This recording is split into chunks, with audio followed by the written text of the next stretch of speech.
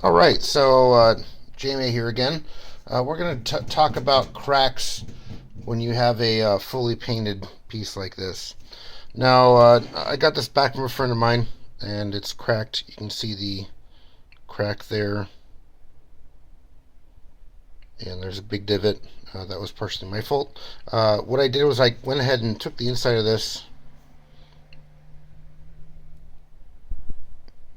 and crazy glued it.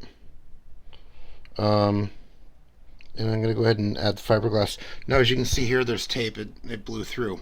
So I'm going to have to repaint this whole piece. What I'm going to plan on doing with this is, there we go. Thank you, touch focus. What I'm going to end up doing with this is actually, now that the crazy glue is dried, I'm going to take this off so I don't get crazy glued stickage of tape. As you can see there's the crack. Mosquito. There's the crack. What I'm going to have to do is I'm going to have to end up, I'm going to retape this again and then fiberglass the back end of this so it's not paper thin. And then red putty or sand it down a little bit, red putty it, flatten it out because it does have a little bit of a funny thing going on there. And then I'm going to tape off the bottom part of this starting there, across the bridge here, and then on the other side right there, and then I'll be repainting this whole upper section. There was a crack here originally. I gotta fill this with some red putty, and then that's pretty much about it. So let me go ahead and fiberglass this thing up, and then I'll show you the next step after that.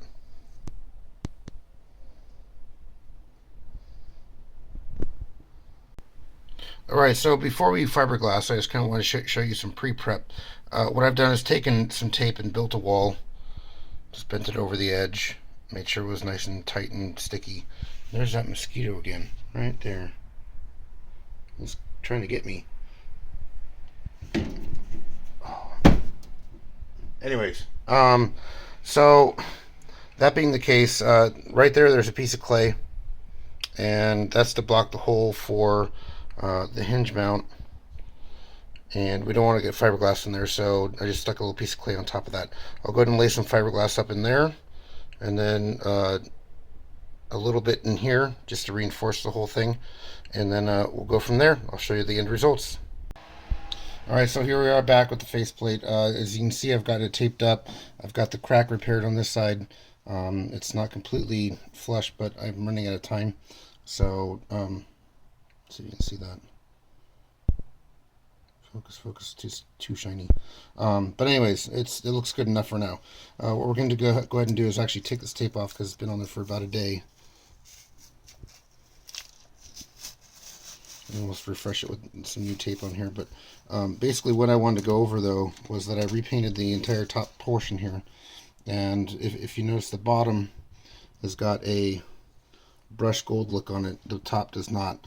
Now the way we make that brush gold effect is we take a scrubby pad or abrasive pad, and what we do is just gently wipe upwards on it or downwards, whichever direction you want to go, and you're looking just to rough it up.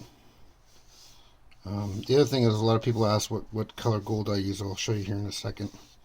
But look, what we're looking to do is just basically give it a nice abrasion look.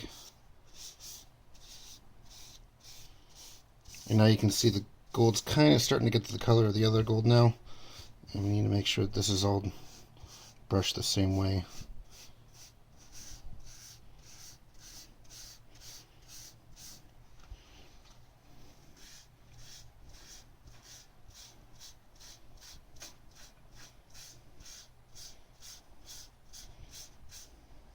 Okay, so now that we have our abrasion marks in there, what we're going to go ahead and do is,